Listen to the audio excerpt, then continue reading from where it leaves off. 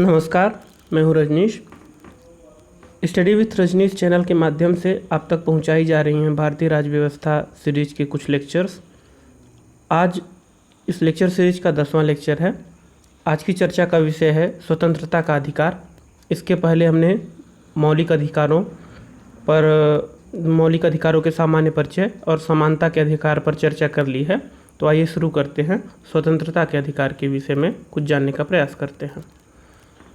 सबसे पहले हम देखते हैं कि स्वतंत्रता का अधिकार किस अनुच्छेद में दिया हुआ है। भारतीय संविधान के भाग 3 में अनुच्छेद 19, 20, 21 और 22 में स्वतंत्रता का अधिकार दिया हुआ है। इसके पहले भाग 1 और भाग 2 यानी संघ और उसका राज्य क्षेत्र और दूसरा नागरिकता, इसके विषय में चर्चा की जा चुकी है। अभी हम भाग 3 यानी मौलिक अधिकार के विषय में चर्चा कर रहे हैं। इसमें अनुच्छेद 19 यानी स्वतंत्रता के अधिकार के विषय में बात करते हैं। स्वतंत्रता के अधिकार अनुच्छेद 19 के अंतर्गत 6 तरह के अधिकारों की गारंटी दी गई है। 6 तरह की स्वतंत्रताएं बताई गई हैं जिनके आधार पर हमें स्वतंत्रता प्राप्त है। यह अधिकार व्यक्तियों को राज्य के खिलाफ मामलों में प्राप्त हैं, निजी मामलों में नहीं। अर्थात यह जो नियम है, यह जो प्रतिबंध है, यह अनुच्छेद 19 राज्य के खिलाफ लागू होता है, व्यक्तियों के खिलाफ नहीं। अर्थात अगर राज्य स्वतंत्रता का हनन करता है तो इस आधार पर राज्य से उस स्वतंत्रता की मांग की जा सकती है या स्वतंत्रता की स्थापना के लिए प्रयास किए जा सकते हैं। दूसरी बात कि स्वतंत्रता का अधिकार जो अनुच्छेद 19 के अंतर्गत दिया गया है, यह नागरिकों और कंपनी के शेयर धारकों को प्राप्त है, विदेशी व्यक्तियों और कानूनी व्यक्तियों को नहीं। हमने पहले ही मौलिक अधिकार के परिचय वाले वीडियो में लेक्चर 8 में यह चर्चा की थी कि जो अधिकार हैं वह कुछ लोगों को प्राप्त होते हैं। कुछ अधिकार ऐसे हैं जो केवल नागरिकों को प्राप्त होते हैं, कुछ ऐसे जो कि विदेशी नागरिकों और विधिक व्यक्तियों को भी प्राप्त होते हैं। विधिक व्यक्तियों का मतलब कि कानून के द्वारा अगर किसी संस्था को, किसी नदी को, किसी भी चीज़ को अगर व्यक्ति का दर्जा दिया जाए तो उसके व्यक्ति के अनुसार ही अधिकार होते हैं। यहाँ पर विधिक व्यक्तियों की चर्चा नहीं की गई है। अनुच्छेद 19 के अंतर्गत प्राप्त स्वतंत्रता का अधिकार केवल नागरिकों के लिए है और कंपनी के शेयर धारकों के लिए है, विदेशी और कानूनी व्यक्तियों के लिए नहीं। एक अन्य बात जान लेते हैं कि अनुच्छेद 19 के अंतर्गत पहले 7 अधिकार प्रदान किए गए थे, जिनमें संपत्ति का भी अधिकार था। किंतु संपत्ति के अधिकार को लागू करने में बड़ी परेशानी हो रही थी, क्योंकि संपत्ति राज्य विकास कार्यों को करने के लिए संपत्तियों का अधिग्रहण करता था और इसके लिए अनुच्छेद 19 के संपत्ति के अधिकार के अंतर्गत और अनुच्छेद 31 के संपत्ति के अधिकार के अंतर्गत यह उस अधिग्रहण में बाधा पहुंचती थी और इस कारण से 44वें संशोधन 1978 के द्वारा संपत्ति को खरीदने, अधिग्रहण करने, बेच देने की स्वतंत्रता जो थी अनुच्छेद 19 के अंतर्गत, उसे समाप्त कर दिया गया। अब केवल अनुच्छेद 19 के अंतर्गत 6 अधिकार ही महत्वपूर्ण हैं। तो एक एक करके उनके बारे में चर्चा करते हैं और जानते हैं वो क्या है। पहला है अनुच्छेद 19(1) यानी वाक एवं अभिव्यक्ति की स्वतंत्रता। यहाँ पर 2 बातें हैं। वाक यानी बोलना, अभिव्यक्ति यानी अपने आप को व्यक्त करना। वो हो सकता है बोलने के माध्यम से हो, लिखने के माध्यम से हो, मल्टीमीडिया साधनों से हो, अखबार के माध्यम से हो, वीडियो बनाकर हो, किसी भी माध्यम से अपने आप को व्यक्त करना, चित्रकारी बना करके, वीडियो फिल्म बना करके अथवा कोई कलाकृति बना करके। तो अभिव्यक्ति के सभी तरह के साधनों और बोलने के बारे में स्वतंत्रता के विषय में यह अनुच्छेद 19 प्रावधान करता है। इसमें दिया गया है कि प्रत्येक नागरिक को, यहाँ पर ध्यान रखिएगा कि अनुच्छेद 19 के अंतर्गत प्राप्त सभी स्वतंत्रताएं नागरिकों को ही प्राप्त हैं।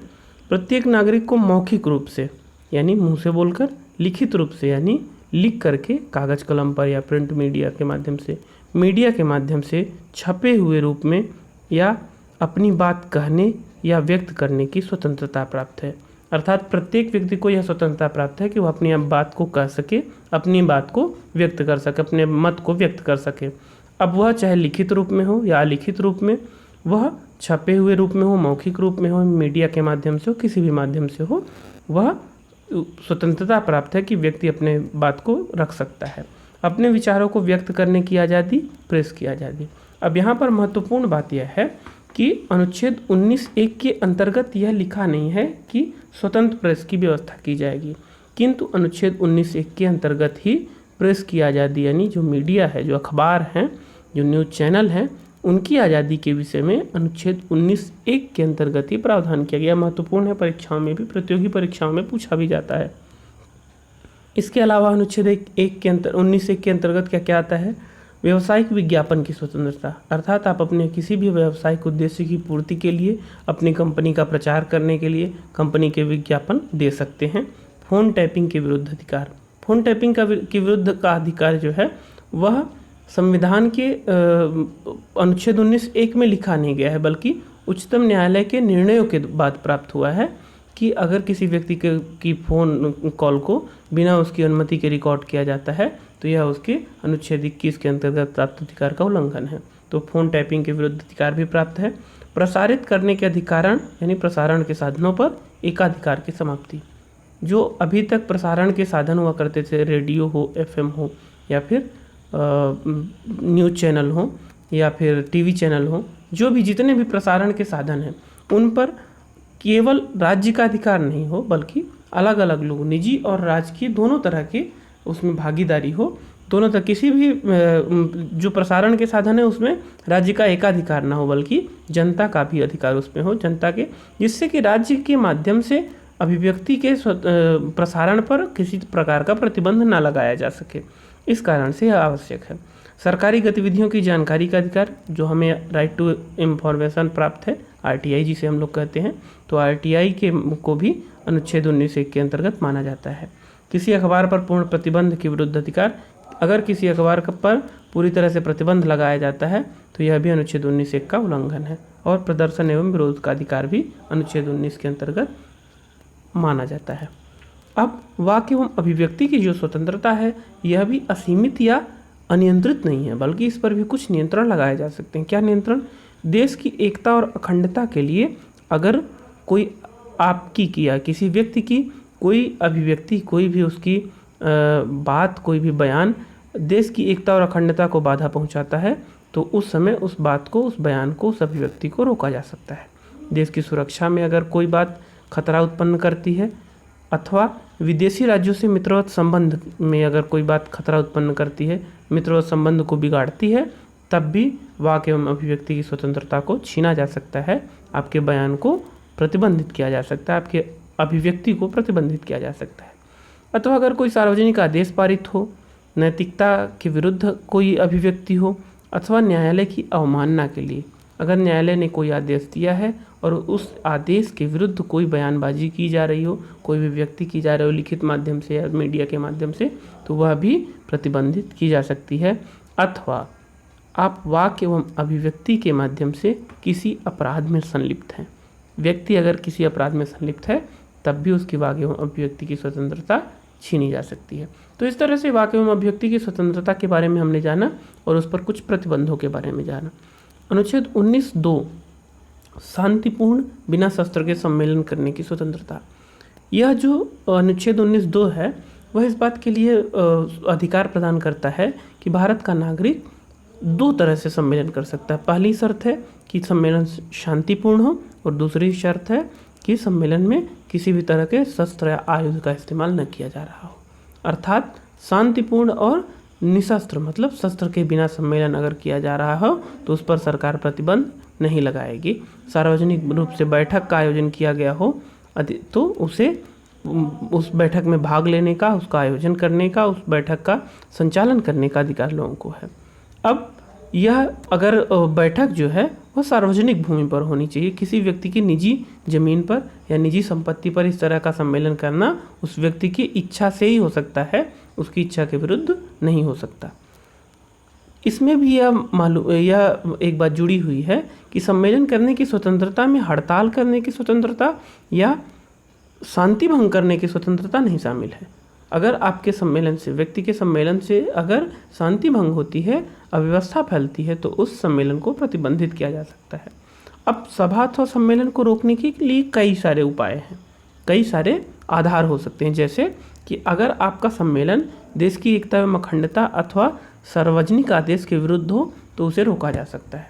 अगर सरकार ने कोई सार्वजनिक आदेश पारित किया और आप उसके विरुद्ध, जैसे आप अभी देख सकते हैं जनता को जितना भी सरकार के आदेश पारित होते हैं, अगर उनके विरुद्ध किसी भी तरह जन जनता संगठित होती है, सम्मेलन करती है, तो उससे उस सम्मेलन को हटाया जाता है। अगर कोई देश के खिलाफ कोई अखंडता और एकता के विरुद्ध सम्मेलन होता है तो उसे भी प्रतिबंधित किया जाता है, रोका जाता है।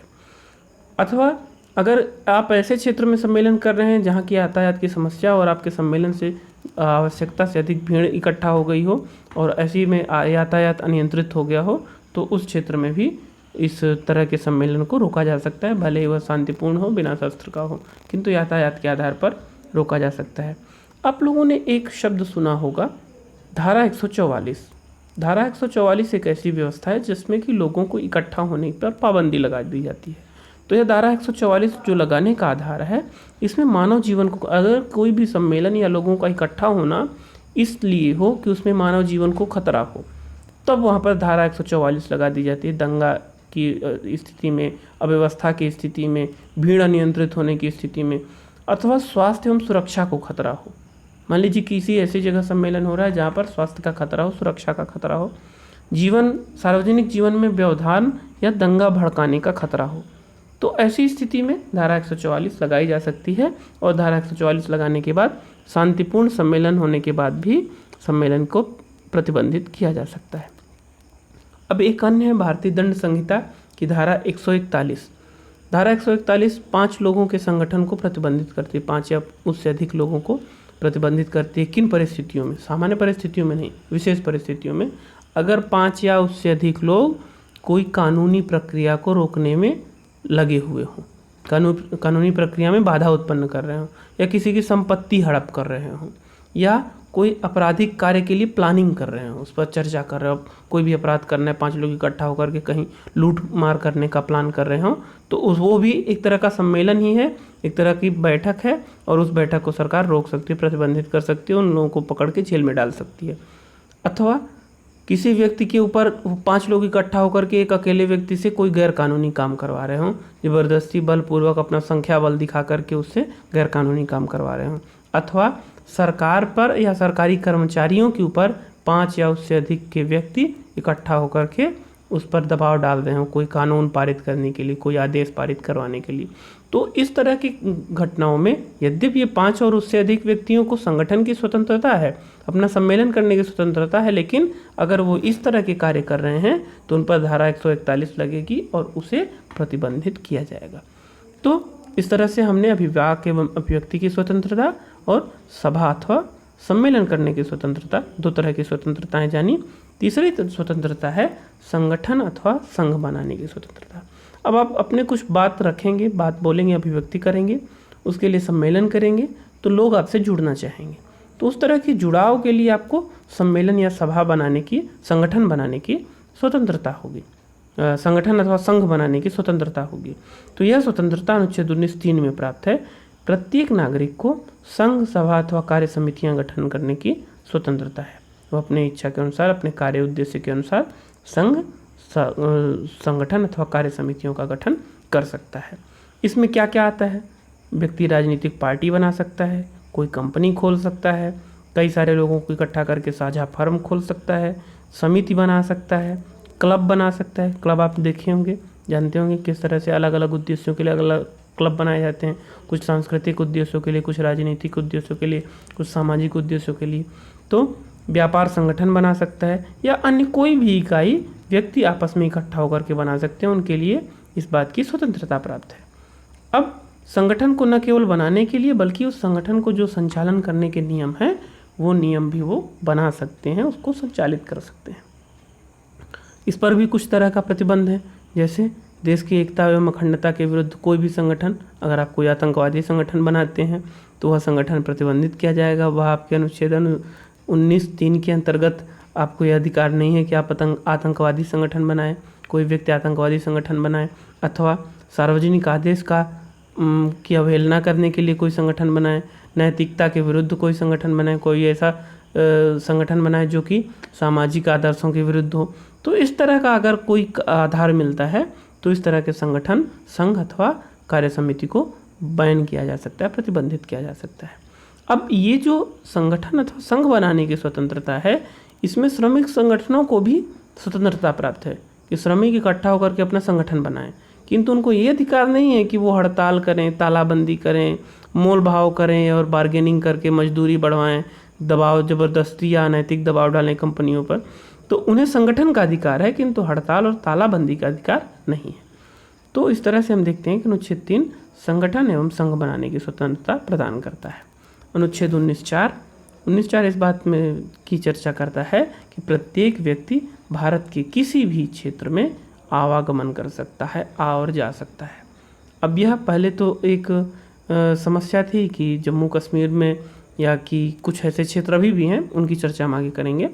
तो यह जो आवागमन की स्वतंत्रता है प्रत्येक नागरिक को प्राप्त है कि भारत के किसी भी भाग में आवागमन कर सके, एक राज्य से दूसरे राज्य की और अथवा किसी राज्य के अंदर ही एक स्थान से दूसरे स्थान वह आवागमन कर सकता है। इससे क्या होता है कि देश के लोग एक दूसरी जगह जाते हैं तो उनमें भ्रातृत्व की भावना, राष्ट्रीय एकता की भावना बढ़ती है। किंतु इस अधिकार पर भी कुछ प्रतिबंध हैं। अब प्रतिबंध सब जब सुनेंगे समझेंगे तो आपको ये नहीं लगेगा कि अधिकार, जितने भी अधिकार दिए गए हैं इनका दुरुपयोग न हो, इसके लिए प्रतिबंध लगाए जाते हैं। तो आवागमन की स्वतंत्रता पर जो प्रतिबंध है वो क्या है?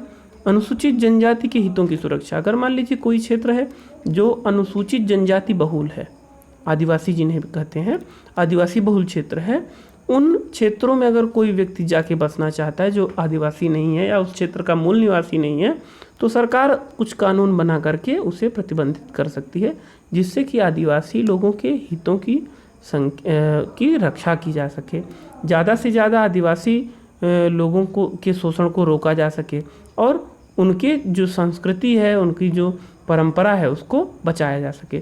तो इस तरह के आवागमन के लिए सरकार चाहे तो प्रतिबंध लगा सकती है उन आदिवासी या अनुसूचित जनजाति के हितों की सुरक्षा के लिए। अथवा एक अन्य आधार है कि एड्स पीड़ित व्यक्ति के आवागमन पर प्रतिबंध लगाया जा सकता है। यह न्यायालय के निर्णयों द्वारा, ये दो प्रतिबंध हम बता रहे हैं जो कि न्यायालय के निर्णयों द्वारा लागू किए गए हैं। पहला तो है एड्स पीड़ित व्यक्ति, अगर किसी व्यक्ति को एड्स है और उसके घूमने टहलने से, आवागमन से इस बीमारी के फैलने का खतरा है, तो सरकार उस पर या न्यायालय उस पर प्रतिबंध लगा सकती है। यह आवागमन की स्वतंत्रता का हनन नहीं होगा। अथवा वेश्याओं के आवागमन पर प्रतिबंध लगाया जा सकता है। सरकार सामाजिक या नैतिक आधार देख करके वेश्याओं के एक जगह से दूसरी जगह निर्बाध आवागमन पर प्रतिबंध लगा सकती है। उन्हें या कुछ निर्देशित कर सकती है कि वह इस समय ही जा सकती हैं या इस जगह जा सकती हैं, इस जगह नहीं जा सकती। तो इस तरह की व्यवस्था की गई है। अब ये देश के अंदर घूमने टहलने की आपको स्वतंत्रता है, देश के बाहर घूमने की नहीं। देश के बाहर अगर आपको जाना है, देश के बाहर यानी विदेश यात्रा का जो अधिकार है वह अनुच्छेद 19(4) में नहीं बल्कि अनुच्छेद 21 में दिया हुआ है। उसकी चर्चा हम इसके बाद में करेंगे। इसके बाद 19(5) आता है। 19(5) के अंतर्गत किसी भी भाग में बसने का अधिकार है। अब आपको अगर किसी भी जगह जा रहे हैं और वहाँ पर आपको बसने की इच्छा हो रही है, तो आपको देश के किसी भी भाग में बसने का अधिकार प्राप्त है। वह आप स्थायी रूप से बसना चाहें या अस्थायी रूप से, मतलब सदैव के लिए या कुछ दिनों के लिए, तो आपको यह अधिकार है कि आप उस जगह पर बस सकते हैं, रह सकते हैं। अब इससे भी देश को एक सूत्र में बांधने का काम होता है इस अधिकार के अंतर्गत, और इससे भी राष्ट्रीय एकता को बढ़ावा मिलता है। किंतु जो देश के किसी भी भाग में बसने का अधिकार है, इस अधिकार पर भी कुछ प्रतिबंध हैं। जैसे जनजातीय क्षेत्रों की जो उनके जनजातीय लोग हैं, उनके हितों को ध्यान में रखकर ही यह अधिकार प्रयोग में लाया जाएगा। अर्थात अगर कहीं जनजातीय हितों की रक्षा के लिए कुछ प्रतिबंध लगाए जाते हैं तो यह अनुच्छेद 19(5) का उल्लंघन नहीं माना जाएगा। अथवा यह भी है कि वेश्याओं और पेशेवर अपराधियों को एक जगह से दूसरे जगह बसने पर प्रतिबंध लगाया जा सकता है। अर्थात ऐसे व्यक्ति जिन पर कई बार अपराध पंजीबद्ध हुए हों, साबित भी हुए हों, तो ऐसे लोगों को भी एक स्थान पर रोका जा सकता है कि आप इस जगह को छोड़कर कहीं और नहीं जा सकते। वेश्याओं के विषय में भी ऐसे नियम बनाए जा सकते हैं। अब यहाँ पर यह समझने की बात है कि निवास का अधिकार यानी एक जगह बसने का अधिकार और आवागमन की स्वतंत्रता, यह दोनों एक दूसरे से जुड़े हुए हैं। आपको समझ में आ रहा होगा कि दोनों एक दूसरे से जुड़े हैं। यह अनुच्छेद 19 का अंतिम भाग है, अनुच्छेद 19(6), जिसमें कि व्यवसाय या पेशा अपनाने की स्वतंत्रता है। आप एक जगह घूमने गए, वहाँ बस गए, अब बसने के बाद आपको व्यवसाय करने या अपनी जीविका चलाने की आवश्यकता है। तो इस तरह से इसको याद रखिए कि इसके बाद अंतिम में पेशा या व्यवसाय करने की स्वतंत्रता आती है। इसमें कोई व्यक्ति कोई भी पेशा अपना सकता है, कोई भी काम कर सकता है, किसी आधार पर, जाति के आधार पर, धर्म के आधार पर या व्यक्ति के वंश के आधार पर, या किसी पर प्रतिबंध नहीं लगाया जा सकता कि कोई व्यक्ति कोई पेशा करेगा या कोई व्यक्ति कोई पेशा नहीं करेगा, कोई व्यवसाय कोई कार्य नहीं करेगा। तो यह कार्य करने की जो स्वतंत्रता है यह अनुच्छेद 19(6) में दी हुई है। इसके अंतर्गत यद्यपि कुछ ऐसी बातें हैं जो कि राज्य बना सकता है, नियम बना सकता है, जैसे कुछ पेशे ऐसे हैं जिनके लिए कोई तकनीकी योग्यता, कोई पढ़ाई लिखाई की योग्यता या कुछ अन्य तरह की शर्तें सरकार लगा सकता है, घोषित कर सकता है। अब एक उदाहरण के रूप में देखिए कि वही व्यक्ति डॉक्टरी का पेशा अपना सकता है जिसने MBBS की डिग्री प्राप्त की हो या जो भी डॉक्टरी की डिग्री है उसे प्राप्त की हो। तो इस तरह से किसी पेशे को अपनाने के लिए कोई एक आधारभूत योग्यता की अगर घोषणा सरकार करती है या शर्त लगाती है तो यह उस अधिकार का उल्लंघन, व्यवसाय या पेशा अपनाने के अधिकार का उल्लंघन नहीं माना जाएगा। इसके अलावा अगर कोई ऐसे काम है जो कि खतरनाक माने जाते हैं, उन कामों को करने के लिए सरकार लाइसेंस की व्यवस्था कर सकती है या अन्य कोई नियम बना सकती है। तो अब लाइसेंस जब सरकार व्यवस्था कर देगी तो सरकार निगरानी करके ही अपने नियमों को पालन करने के बाद ही उन लोगों को लाइसेंस प्रदान करेगी। तो यह भी पेशा की स्वतंत्रता, व्यवसाय की स्वतंत्रता का उल्लंघन नहीं होगा। अथवा कोई ऐसा व्यवसाय जिसमें महिलाओं और बच्चों का दुरुपयोग हो अथवा खतरनाक कार्यों में लगाया जाए, उस पर भी सरकार प्रतिबंध लगा सकती है। यह भी व्यवसाय की स्वतंत्रता, पेशा की स्वतंत्रता का उल्लंघन नहीं होगा। तो इस तरह से हम देखते हैं कि अनुच्छेद 19(1) से लेकर के 19(6) तक 6 तरह के अधिकार दिए गए हैं। वाक एवं अभिव्यक्ति की स्वतंत्रता, आवागमन की स्वतंत्रता, बसने की स्वतंत्रता और कोई पेशा अपनाने की स्वतंत्रता। तो इस तरह से 1, 2, 3, 4, 5, 6 यहाँ पर दिए गए हैं। इन 6 अधिकारों को अनुच्छेद 19 के अंतर्गत स्वतंत्रता के अधिकार में पढ़ा जाता है। अब हम आते हैं अनुच्छेद 20 में। अनुच्छेद 20 अनुच्छेद 19 से अलग है। यह कानून के ऊपर या कानून के दुरुपयोग के ऊपर प्रतिबंध लगाता है। तो क्या इस पर है, इस पर हम चर्चा करते हैं। यह अनुच्छेद 20 जो है वह नागरिकों को, विदेशी व्यक्तियों को, कंपनियों, कानूनी व्यक्तियों को, इन सबको प्राप्त है। और यह किस लिए प्राप्त है? यह प्राप्त है कि अगर राज्य जो दंड की शक्ति राज्य को प्राप्त है, उस दंड की शक्ति का दुरुपयोग न होने पाए, उसका मनमाना प्रयोग न होने पाए, उसे रोकने के लिए यह अनुच्छेद 20 का प्रावधान किया गया है। इसमें क्या बातें हैं? अनुच्छेद 20 के अंतर्गत जो बातें हैं उन पर हम एक एक करके क्रमशः उसे पर चर्चा करेंगे। किसी व्यक्ति को दोषी तब तक नहीं माना जाएगा जब तक कि उसने किसी तत्समय प्रचलित विधि का उल्लंघन न किया हो। अनुच्छेद 20 का 3 भाग है। 3 भाग में पहला भाग यह कहता है कि अगर कोई व्यक्ति कोई कार्य कर रहा है और उस कार्य से उस समय लागू विधि का उल्लंघन हो रहा है, मतलब उस समय जो लागू कानून है वह कानून टूट रहा है, उस कानून का उल्लंघन हो रहा है, तभी वह व्यक्ति दोषी माना जाएगा। ऐसी स्थिति में समझिए इसको कि अगर किसी व्यक्ति ने आज कोई कार्य किया और वह आज अपराध की श्रेणी में है, तभी वह अपराध माना जाएगा। अगर वो आज अपराध की श्रेणी में नहीं है, बाद में अपराध की श्रेणी में डाला जाता है, तो वह व्यक्ति उसके लिए अपराधी नहीं होगा। यानी पूर्व पद प्रभाव जो है, पूर्व पद प्रभाव यहाँ पर लागू नहीं होता है। अर्थात जिस समय कार्य हुआ है उस समय अगर वह गैरकानूनी है तभी कार्य गैरकानूनी या अपराध माना जाएगा। पहली बात, मतलब एक व्यक्ति को भूतकाल में जा कर के और अपराधी बनाकर उसे दंड नहीं दिया जा सकता, इसको ऐसे समझिए। तो अनुच्छेद 20 यह बात प्रावधान करता है कि व्यक्ति तभी अपराधी माना जाएगा जब उसने उस समय, तत्समय मतलब उस समय प्रचलित किसी विधि का उल्लंघन किया हो। बाद में अगर कोई विधि बनाई गई और उसका उल्लंघन किया तो ऐसा नहीं माना जाएगा, उसे अपराधी नहीं माना जाएगा। तो यहाँ पर जो अनुच्छेद 20 का पहला भाग है वह केवल फौजदारी मामलों में है, दीवानी मामलों में नहीं है। दीवानी मामलों का मतलब जो संपत्ति से संबंधित होते हैं, जैसे आयकर इत्यादि के संबंध में, टैक्सेशन के संबंध में यह नहीं लागू होता। टैक्सेशन के संबंध में अगर पूर्व पद की व्यवस्था है, अर्थात अगर पहले कोई कार्य किया गया है और उसके संबंध में अभी कानून बना है तो वह लागू हो सकता है।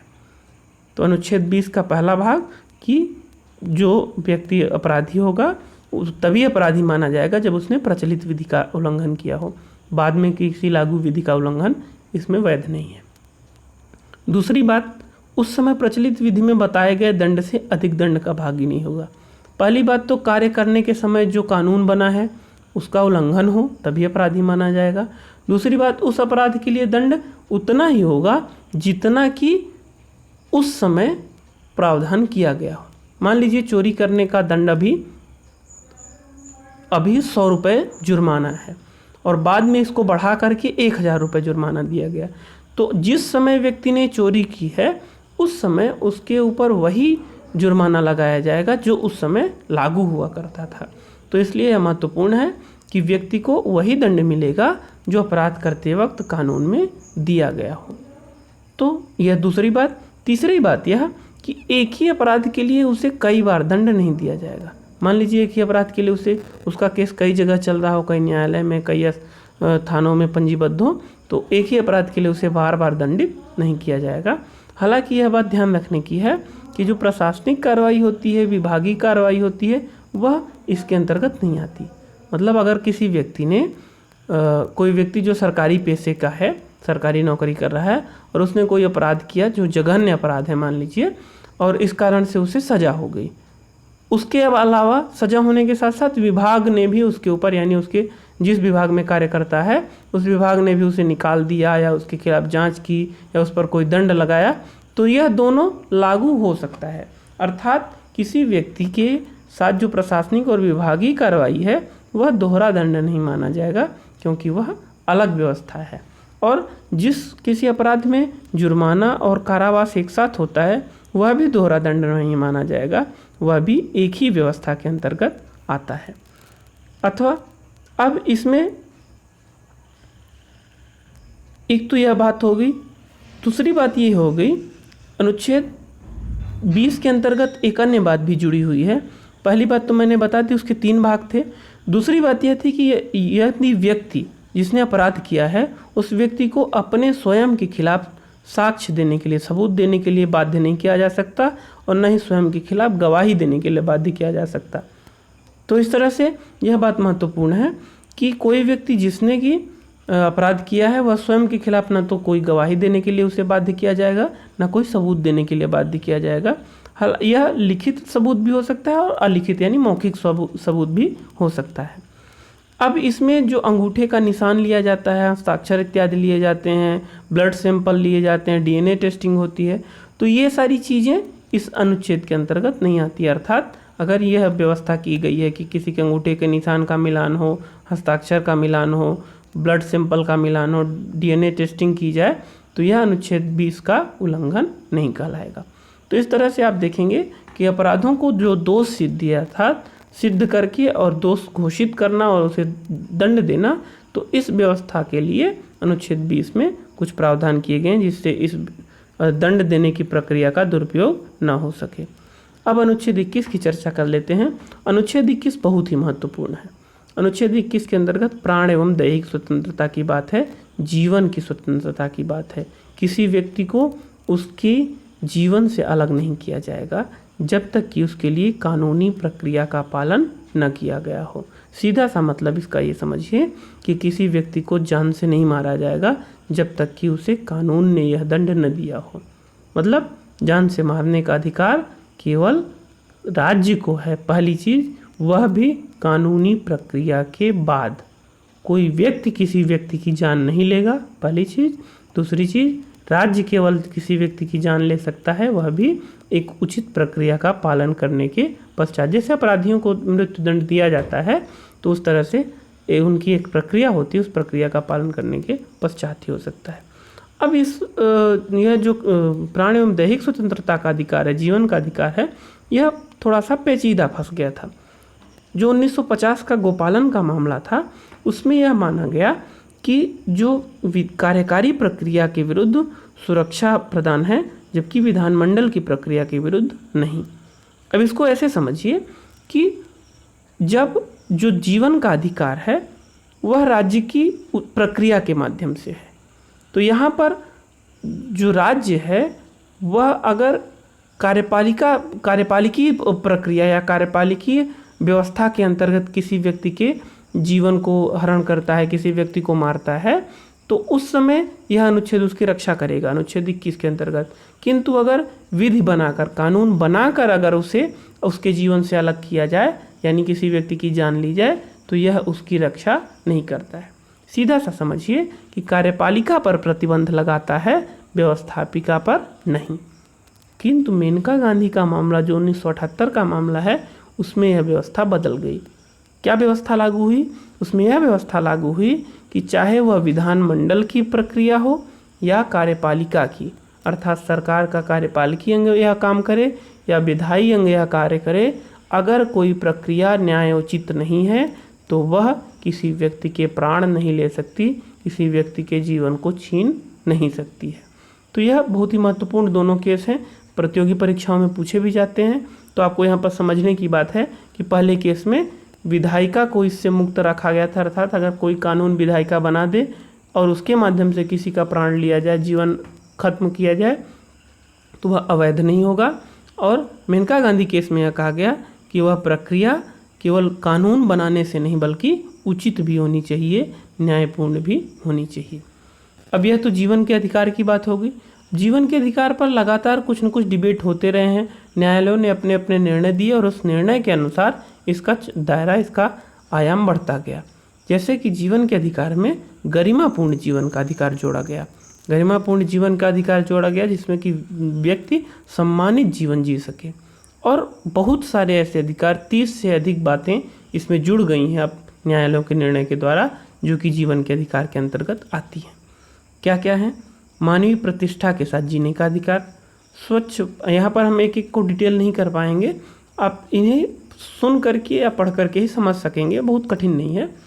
मानवीय प्रतिष्ठा के साथ जीने का अधिकार, स्वच्छ पर्यावरण, जलवायु का अधिकार, जीवन रक्षा का अधिकार, निजता का अधिकार, निजता का मतलब होता है प्राइवेसी, यानी आपकी अपनी जो प्राइवेसी है उसका अधिकार है, उसकी रक्षा की जाएगी।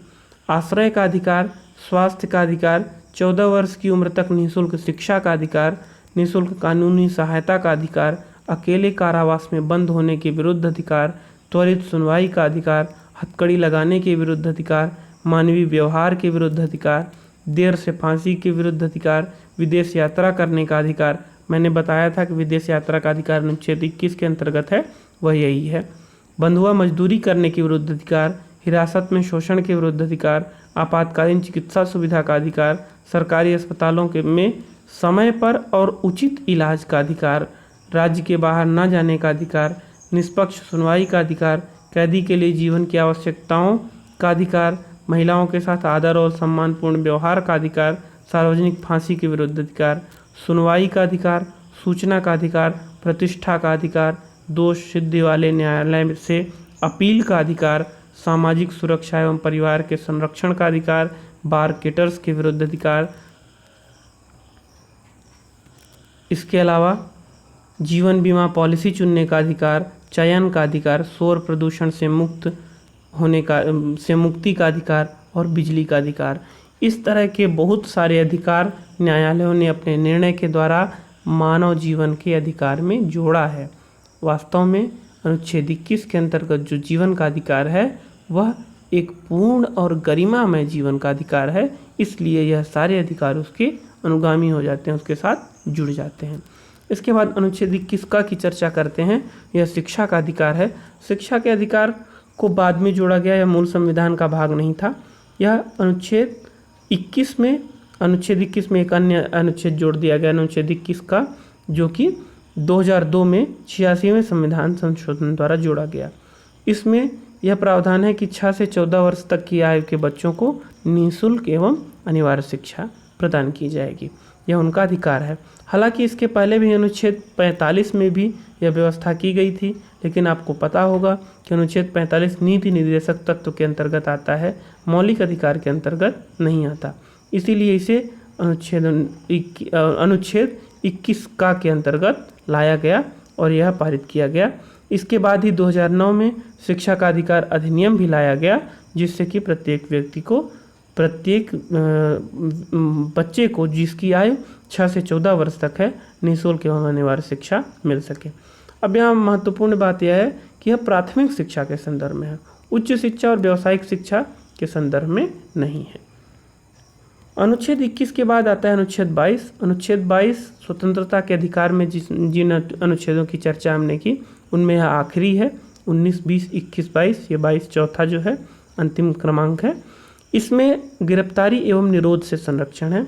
तो गिरफ्तारी और निरोध दो शब्द हैं, दोनों के विषय में जान लेते हैं। पहले गिरफ्तारी के विषय में समझते हैं। गिरफ्तारी का मतलब होता है सामान्य कानून के अंतर्गत किसी व्यक्ति को पकड़ा जाना, हिरासत में रखना, गिरफ्तार करना। तो अगर किसी व्यक्ति को सामान्य कानून का उल्लंघन करने पर उसे पकड़ा गया है, गिरफ्तार किया गया है, हिरासत में रखा गया है, तो उस व्यक्ति को कुछ अधिकार प्राप्त हैं। क्या अधिकार प्राप्त हैं? कि सामान्य कानून के अंतर्गत गिरफ्तार व्यक्ति को यह बताना होगा कि आपको किस आधार पर गिरफ्तार किया गया, अर्थात उसका कसूर क्या है, उसने क्या गलती की है, उसे गिरफ्तार करने का क्या आधार है, यह उसे बताना होगा, पहली बात।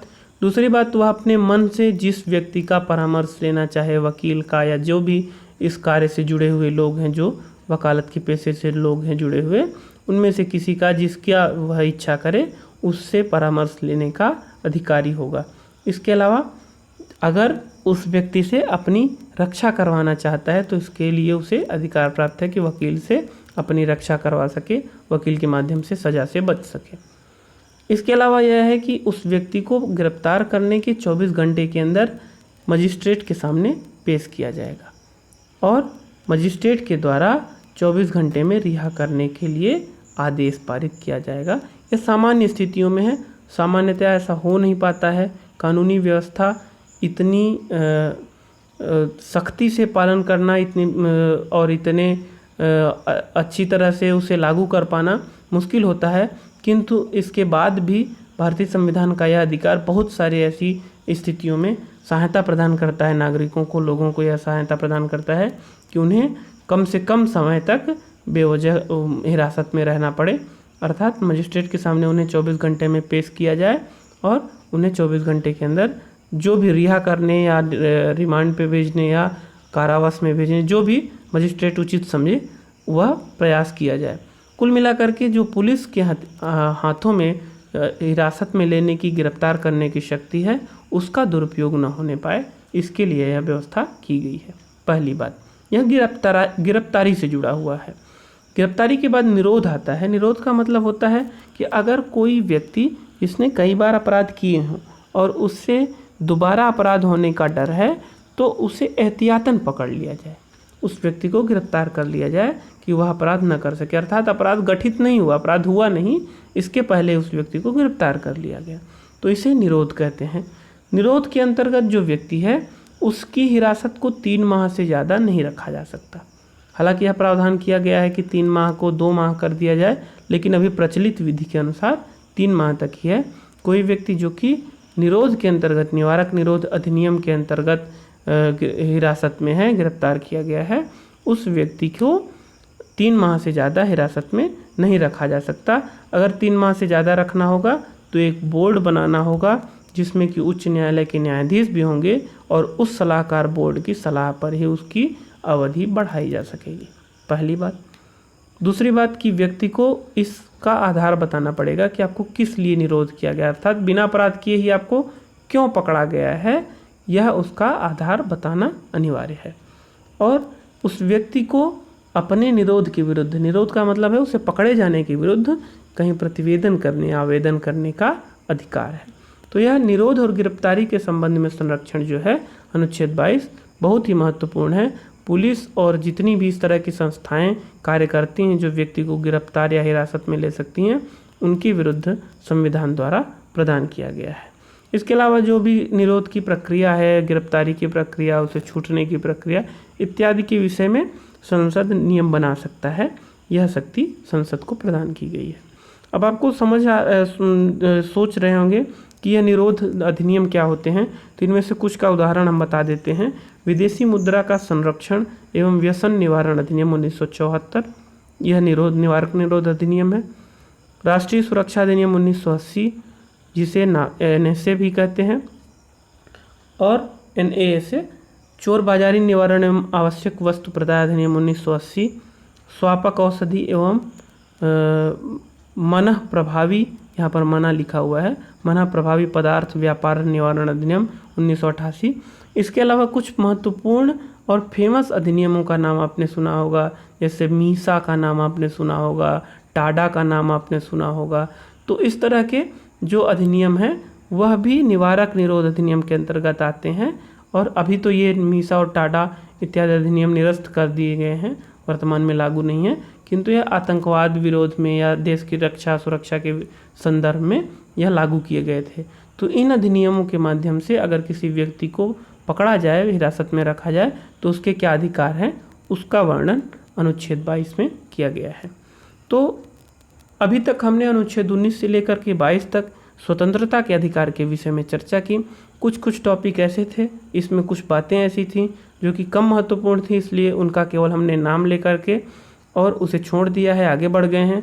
अगर इस विषय में स्वतंत्रता के अधिकार अनुच्छेद 19 से 22 तक आपको कोई भी परेशानी होती है तो उसे आप कमेंट बॉक्स में ज़रूर पूछें। अगर वीडियो अच्छा लगा तो उसे लाइक शेयर और सब्सक्राइब करें। आपने वीडियो देखा इसके लिए धन्यवाद। महादेव।